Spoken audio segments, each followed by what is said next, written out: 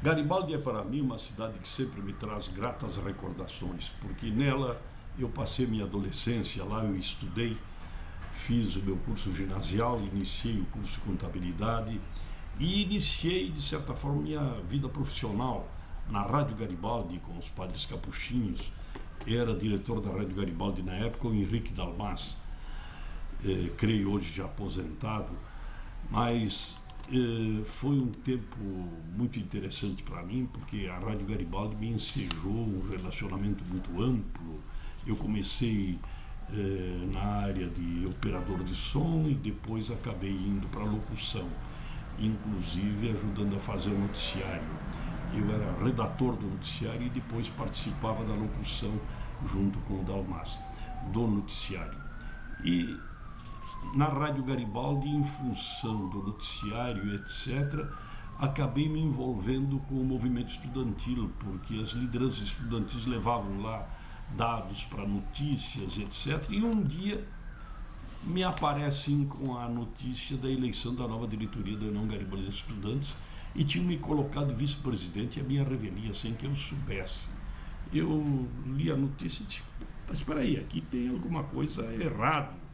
Eu não sou vice-presidente da União Garibaldi de Estudantes. Aí o presidente que tinha sido eleito disse, não, mas você foi eleito ontem à noite. Ontem aí, e espero que aceite, né? Nós não lhe consultamos, mas em todos os casos, etc. E aí ficou no etc. e fui ficando. E nisto houve um congresso de estudantes em Porto Alegre, eu vim para Porto Alegre, depois eu tive que sair de Garibaldi em função de problemas meus e tal, e fui trabalhar em Caxias também, em rádio e jornal, e continuei no movimento estudantil, porque iniciado em Garibaldi.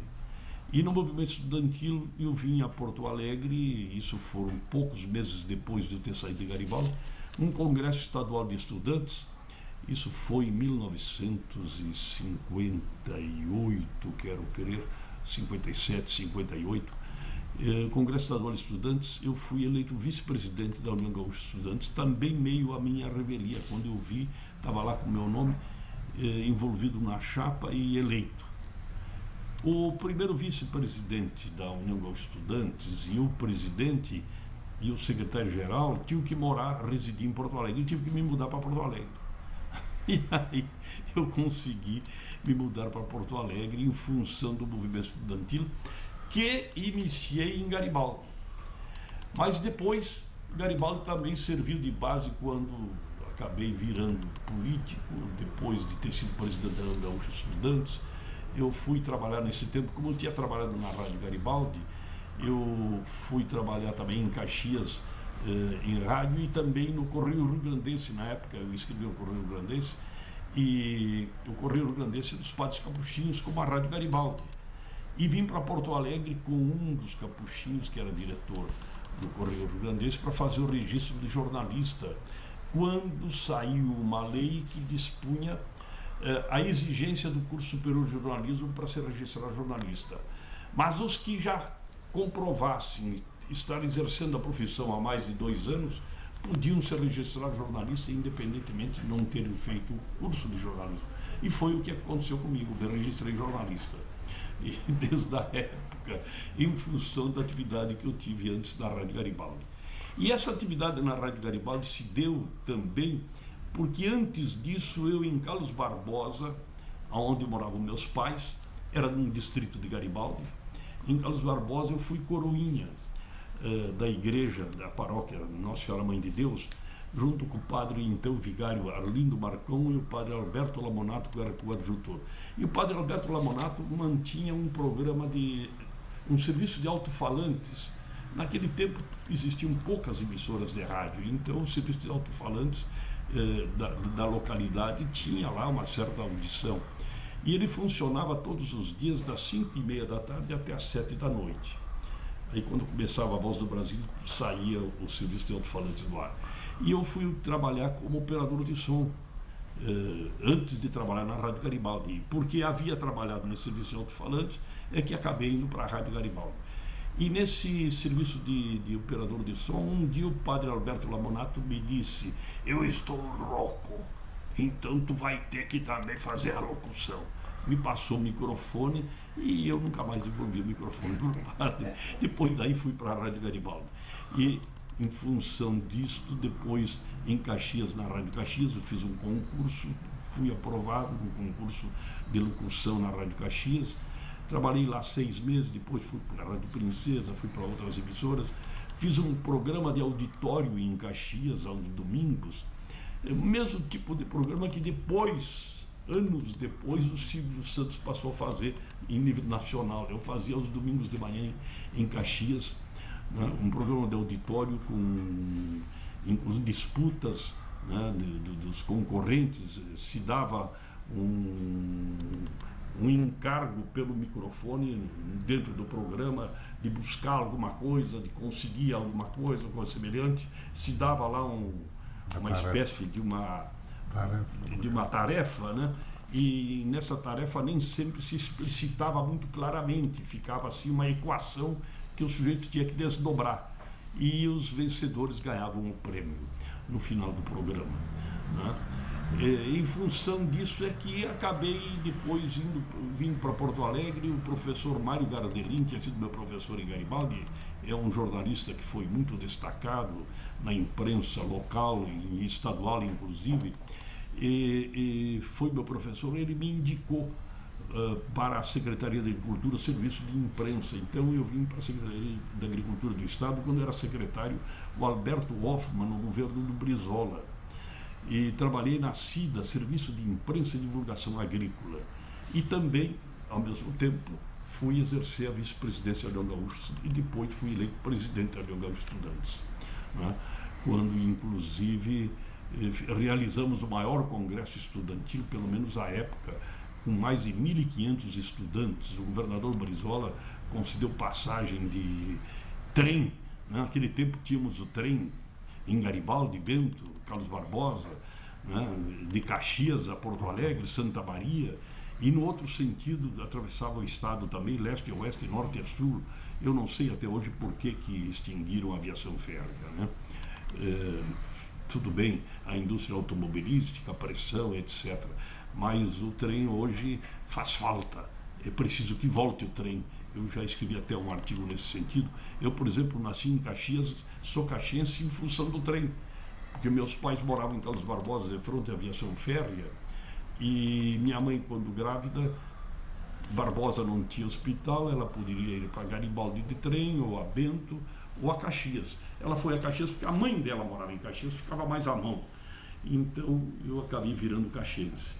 Pois bem, então o rádio, imprensa, jornal Garibaldi foi base de todo um encaminhamento de vida minha, tanto no sentido profissional como no sentido também da vida pública, da atividade política, porque aí em Porto Alegre o Hoffmann saiu candidato a deputado federal no final do governo Brizola e botou meu nome, a minha revelia, para deputado estadual.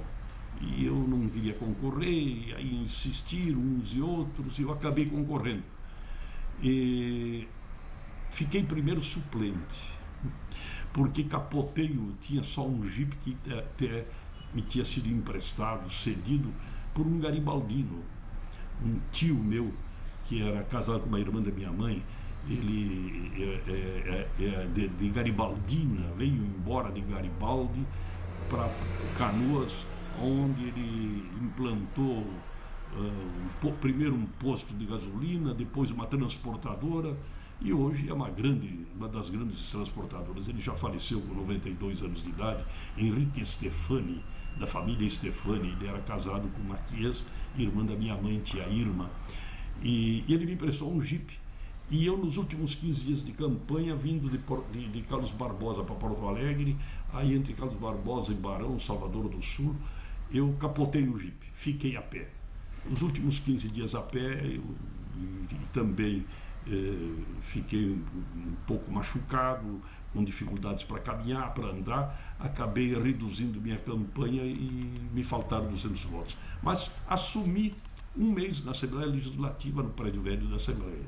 Depois, como eu tinha feito a campanha para deputado e em Caxias eu tinha feito com muita intensidade, já estava morando em Caxias, trabalhando em Caxias, então concorri a vereador em Caxias, fui o vereador mais votado até então da história de Caxias. E daí depois concorri a deputado estadual de novo, me elegi, e deputado estadual eleito, eu tive o ensejo de promover o nome do Triquez para governador. O Triquez foi escolhido governador em função de uma ação minha, né? Até sem que ele soubesse. Quando ele soube, já estava desencadeada e praticamente já com resultados, né? E o presidente Médici aí indicou o Triquez para governador. O Triquez me pediu então para eu não concorrer a deputado federal. Por quê? Porque naquela época o deputado federal não podia exercer a função de secretário de Estado, só de ministro. Depois é que houve modificação na Constituição permitindo. E ele queria que eu ficasse no Estado ajudando ele na constituição do governo. Quando, inclusive, eu convidei o Valdemiro Brandelli para presidente da Corsan, para Porto Alegre, o Valdemiro Brandelli e outros garibaldenses que vieram trabalhar comigo, inclusive no Palácio, né? E sempre fui mantendo um vínculo com Garibaldi, Carlos Barbosa, evidentemente, né? E com toda a região, e acabei me elegendo deputado estadual. Depois, final do governo Triquez, eu saí da vida pública. Por que saí da vida pública? Porque o Triquez, quando me convidou para a chefia da Casa Civil, eu perguntei para ele quais eram as minhas atribuições na Casa Civil. Ele me disse simplesmente o seguinte: decidir todas as questões que chegarem a ti como chefe da Casa Civil, né? E aquelas que eu tiver que assinar como governador, claro, você me traz. Mas decide como se tu fosse o governador. Só. Decide e age como ao final do mandato, se ao final do mandato tu não fosse candidato a nada. Eu perguntei: governador, me explica essa história de não ser candidato a nada. Ele me disse: é que se tu decidir com plenos poderes na Casa Civil, pensando em candidatura, tu vai decidir contra toda aquela decisão que interessar algum eventual candidato que possa ser teu concorrente. Se tu decidires não pensando em candidatura, tu não terás imagens de concorrentes e, consequentemente, decidirás mais equanimemente, mais livremente, sem restrições. Eu levei tão a sério que ao final do mandato não concorri a nada e saí da vida pública e fui para a atividade privada. Recebi na ocasião diversos convites para trabalhar em diversas empresas e acabei indo trabalhar com meus cunhados à época, numa das empresas que eles tinham. E voltei para Caxias, evidentemente, né? Mas depois fui pressionado por lideranças de Caxias para ser candidato a prefeito. Por quê? Porque o partido que eu militava não tinha candidato ou não tinha condições de vencer as eleições. Estava com um certo desgaste, estrutura, e na falta de candidato vieram para cima de mim. E eu não quis aceitar. Era ministro do Trabalho na época, o leopoldense gaúcho, Arnaldo da Costa Prieto. Prieto me convidou, em nome, a pedido das lideranças do partido em Caxias. E eu disse que não podia aceitar, eu estava na atividade privada, não queria voltar para a vida pública. E ele me disse: então tu vai me fazer uma gentileza, tu vai me acompanhar numa audiência com o presidente da República e tu vai explicar para o presidente da República por que tu não aceita e não pode aceitar o convite. Quando nós chegamos, fomos lá ao Palácio, estávamos chegando no Palácio, antes de entrarmos no gabinete do presidente, o ministro então me disse: não vai me dizer que tu vieste aqui comigo para dizer não para o presidente. Agora que tu já chegaste aqui, eu espero que tu reconsidere e diga sim. Então eu disse para o presidente: tudo bem, presidente, eu posso aceitar a candidatura a prefeito, mas tem uma condição: o senhor vai federalizar a Universidade de Caxias, né?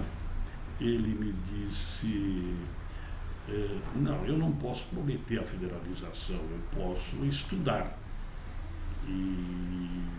Então o senhor vai a Caxias e vai visitar a universidade. Vou a Caxias na tua campanha e vou visitar a universidade. Ele foi a Caxias, visitou a universidade, mas não federalizou. Até porque houve um incidente com ele e um estudante, um líder estudantil da oposição radical que então se iniciava, e quero crer que o incidente tenha sido provocado propositadamente. numa entrevista coletiva do presidente, um repórter me chamou de lado para dar uma entrevista para a televisão, e eu, a televisão naquela época era uma novidade, um fato novo e tal, fui dar entrevista. Quando eu me afastei do grupo, esse líder estudantil de oposição disse meteu uma agressão qualquer verbal com o presidente se irritou. Quando ele viu o presidente irritado, ele disse para o presidente: então o senhor federaliza a Universidade de Caxias? E o presidente: isso eu não faço. E o presidente, ao dizer isso, implodiu a notícia e lá se foi minha candidatura de prefeito. Bom, mas tudo bem. Mas em Garibaldi eu tive o ensejo de participar de muitos eventos, desde a Festa Nacional do Champanhe, né, com o Brandelli e o Adolfo Lona. Né, eu tive a oportunidade na Casa Civil de ajudá-los, inclusive na destinação de verbas, de recursos para a compra de área, para a construção do primeiro pavilhão. Eu fui quem praticamente acertou a vinda do presidente da República na Festa Nacional do Champanhe. Depois, minha luta pela estrada São Bendelino, né? Eu que tinha sofrido um acidente, né, em estradas do Rio Grande do Sul, em campanha, sabia a importância da estrada São Bendelino, e quando líder estudantil em Garibaldi, participei de passeatas nas ruas de Garibaldi pela estrada de São Bendelino. Depois pude participar também pela Rota do Sol, e depois pelo problema de equacionamento, problema de água, esgoto, etc. Enfim, foi uma série de atividades que tive depois ensejo quando voltei para a política e fui deputado federal. O então governador Amaral de Souza me convidou para ser secretário do Interior, Desenvolvimento Regional e Obras Públicas. E nessa secretaria, que hoje ela foi desdobrada em 3 secretarias, a amplitude dela antes, hoje se desdobra em 3 secretarias, há secretarias demais, eu acho, na estrutura do governo do Estado, né? Ela se chamava Secretaria do Interior, Desenvolvimento Regional e Obras Públicas, e entre outras coisas ela incluía a Corsan, né? Incluía também a Metroplan, o trem metropolitano, o Transurb. Quem trouxe, quem acertou, definiu o projeto fui eu como secretário de Obras Públicas. O governador Amaral me pediu para eu ver com o ministro de Transportes da época, Eliseu Rezende, e era ministro do Interior, o Mário Andreasa, um caxiense aqui da região. Aliás, eu tenho pensado muito em 3 nomes da região, e tenho pensado até que a falta que faz a trilogia de Triquês, Andreasa e Corsetti. Foram 3 homens públicos da região aí que muito fizeram na área de infraestrutura, de educação. O governo Triquês fez muito pela área da educação, da saúde, né? Tanto que depois o secretário da saúde do governo Triquês saiu o governador, o Jair Soares, né? Na área da saúde, da educação, ele trouxe para a Secretaria de Educação Lauro da Costa Rodrigues, que era secretário-geral do Ministério da Educação, e implantou a reforma da educação na época, pioneira no Brasil, aqui no Rio Grande do Sul. Tenho saudades dessa terra, desse povo, né? Dessa gente de tão alta qualificação, que lembram o nome da cidade, Garibaldi, o Giuseppe Garibaldi, né? E há pouco tempo tivemos aqui no Rio Grande do Sul, e quero crer ela visitou inclusive Garibaldi e Bento Gonçalves, a Constança Garibaldi, né? Casada agora com, não lembro mais o nome do marido dela, mas é um outro nome, mas de qualquer forma ela é tartaraneta da Anita Garibaldi e do Giuseppe Garibaldi. A Anita Garibaldi é gaúcha, né? Aí na zona sul do estado, de Mostardas, né? Tavares, por aí. Pois bem, então Garibaldi, Carlos Barbosa, Bento Gonçalves, 3 localidades que, colonizadas pelos italianos, né, povoada pelos de origem italiana, hoje recebe gente de todo o Brasil, né, e com um mercado de trabalho muito em expansão, inclusive gente de todas as origens étnicas, né. Hoje, da fronteira, onde às vezes o mercado de trabalho é menor, né, tem ido para Garibaldi, para Bento, para Carlos Barbosa, quantos e quantos, né? E o Carlos Barbosa né? Se a indústria vinícola não se desenvolveu tanto, em contrapartida se desenvolveu a indústria de laticínios, a cooperativa Santa Clara, né? E a indústria metalúrgica, a Tramontina, entre outras, né? Pois bem, eu lembro quando em Carlos Barbosa a viúva Valentim Tramontina, a esposa do avô do Clóvis Tramontina, o nome dela, como é que era? Pois bem, agora me diga. Elisa Tramontina, eu acho que é, né? Pois bem, ela pegava o ônibus da empresa Guerra que vinha de Garibaldi para Porto Alegre, né? De ônibus de manhã, ou pegava o trem na aviação férrea de frente à loja Sapataria Meu Pai. Meu pai teve uma selaria e depois sapataria.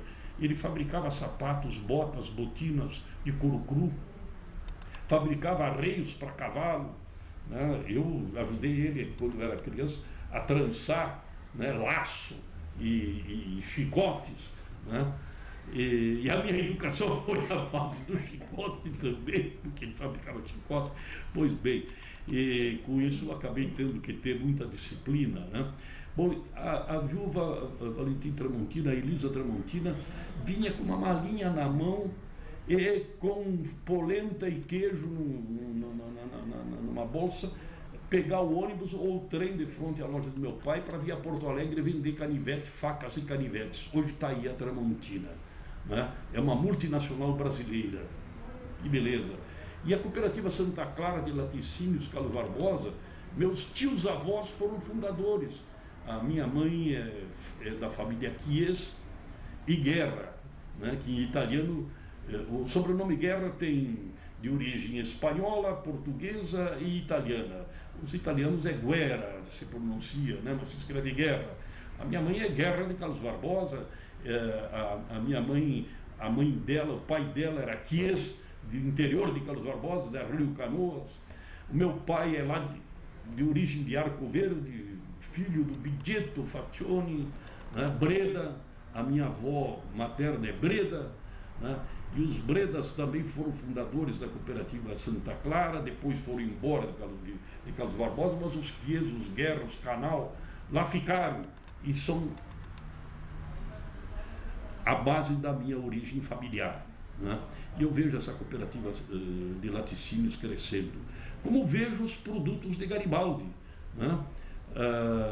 Desde os produtos vinícolas aos demais produtos que hoje Garibaldi se expande, inclusive a própria Tramontina hoje tem em Garibaldi uma base forte, né? Entre outras atividades industriais, né? E sempre que eu posso tomar um espumante de Garibaldi, estou aí, o Lona sabe disso, as disputas que eu faço para conseguir um bom espumante de Garibaldi, ou dele, ou da cooperativa Garibaldi, ou tantos outros aí do interior de Garibaldi, ou de Bento Gonçalves, né? Já que Bento, com a escola de enologia, pôde desenvolver também, e hoje temos aí a rota da uva e do vinho. Pois bem, a todos eu quero deixar um grande abraço, umas saudades, uma saudação muito especial. Eu tenho ainda uma propriedade, até nem é bem minha, é dos meus filhos em Carlos Barbosa, né? E estamos os meus filhos promovendo um pequeno loteamento em Carlos Barbosa, uma propriedade aí perto do campo de futebol, né, do Serrano. Eu não sei se ainda o Serrano que comanda o time, porque eu tenho ido raramente para a região ultimamente, né? Eu, depois ter deixado a vida política, ter ido mais para a atividade de magistrado no Tribunal de Contas, fiquei 13 anos no Tribunal de Contas. Antes disso, 2 anos como diretor do BRDE. Quando fui diretor do BRDE, eu andei muito pela região e tive a oportunidade de autorizar muitos financiamentos para investimentos ali nos municípios da região, quando diretor do Banco Regional de Desenvolvimento Econômico do BRDE. Depois daí, eu fui para o Tribunal de Contas. Fiquei 13 anos no Tribunal de Contas, até que me mandaram embora. Por que me mandaram embora? Ali vai dizer, perguntar, né? Por causa da idade. Quando eu cheguei aos 70 anos, no serviço público, 70 anos tem a chamada compulsória. É uma aposentadoria automática. Ou tu te aposenta, ou eles te aposentam. A lei te aposenta. Então, os 70 anos me pegaram. Eu, quando você tentando me pegar, eu cheguei a bater no peito e disse, mas será que eu não estou com a idade errada? Eu não me sinto com 70 anos, eu estou me sentindo com 30, com 40. E eu acho que tem algum erro na minha certidão. Eu vou reexaminar isso aí, mas não houve jeito. O cartório atestou que era isso mesmo. E aí, alguns amigos aí de Carlos Barbosa, que eu encontrei de Garibaldi, me disseram, não, tu tem a minha idade, nós somos colegas de aula, te lembra? Tá? Puxa vida. Então, tá aí. Mas, com muitas saudades, eu brinco muitas vezes quando o pessoal me cumprimenta e me fala e pronuncia meu sobrenome Faccioni, meio... com uma pronúncia italiana, ou me diz, é um prazer em conhecê-lo, eu digo, o prazer pode ser teu, mas a satisfazione é minha, a satisfazione é minha, assim como eu estou tendo a satisfazione de estar agora mandando uma mensagem, um abraço a tantos queridos amigos e amigas que há tanto tempo eu não vejo, e tantos outros que eu gostaria de ter também, né, um maior relacionamento, um maior entrosamento, quem sabe uma história do loteamento que tem em Carlos Barbosa, que eu tenho aí em Carlos Barbosa, meus filhos têm, porque eu passei para eles a propriedade, né? A minha esposa, Iole, queria fazer uma pousada rural em Carlos Barbosa. Eu disse, mas uma pousada rural, minha querida, tu não vai ter descanso, tu vai ter que ficar... Eu me lembro quando eu morei em Garibaldi, eu morei no hotel da família da Viúva Rosa Cato, no Hotel Garibaldi, né? A Viúva Rosa Cato, eu me lembro, coitada da Viúva Rosa Cato, coitada, no sábado, domingo de manhã, ela tinha que estar cedo na cozinha, porque muitas vezes as empregadas da cozinha não vinham, ou atrasavam, porque vinham de ônibus ou coisa semelhante, e os clientes tinham que ser atendidos, né? Eu, como tinha um bom relacionamento, morava no hotel, né? Trabalhando na rádio e estudando na Escola Técnica de Comércio lá em Garibaldi, né? Pois bem, eu entrava na cozinha e me servia na cozinha, lá nas panelas do Hotel Garibaldi. Então, isso me dá saudades. Depois passei também a almoçar num restaurante que tinha aí de frente à então rodoviária de Garibaldi, me lembro o nome do dono do restaurante. Vasta. Espadera. Não era Espadera, Espadera era em Carlos Barbosa, né? Porque eu não sei, o pessoal, a juventude atual não sabe de uma coisa, e muito importante, Garibaldi, Carlos Barbosa e Bento Gonçalves, houve época que eram o principal centro de turismo de verão, né? E hoje Bento Gonçalves e Garibaldi também voltou a ser bastante, Carlos Barbosa também, mas mais já hoje Carlos Barbosa, turismo de negócios, pessoas que vão para lá para fazer compras, mas na época o pessoal não ia para o litoral, para as praias, porque não tinham estradas para as praias, né? Então, em Carlos Barbosa tinha 3 hotéis famosos, Hotel Espadera, Hotel Guerra, né? Que era o Hotel Brasil, né? E tinha mais um terceiro hotel, me lembrar agora o nome, sei, e hoje ainda tem hotel lá em Carlos Barbosa, mas isso tudo, então, o primeiro dinheirinho que eu ganhei na minha vida foi carregando mala na aviação férrea, porque no verão os turistas de Porto Alegre, que não iam para o litoral, porque para o litoral não tinha trem, e para o litoral não tinha ônibus, para o litoral quase não tinha estrada, iam para Carlos Barbosa, para Garibaldi, para Bento, para Farroupilha.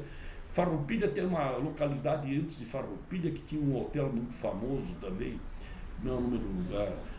Bom, tudo bem, hein? Burati. Não, é uma outra localidade, vou lembrar agora a minha memória. Hein? Desvio Blaut tinha hotel, tinha hotel Desvio Blaut, hotel de veraneio, né? E o primeiro dinheirinho que eu ganhei na minha vida foi carregando mala, era maleiro na estação da aviação férrea, né? Porque a gente levava as malas para o turista da estação até o Hotel Espadera, até o Hotel Garibaldi. Pois bem, então foi aí, também como sacristão da igreja e no serviço de alto-falantes que eu tive meu início, e isso tudo me dá umas saudades muito grandes. Então a todos um grande abraço e a grande e imensa satisfação de estar podendo me comunicar com vocês.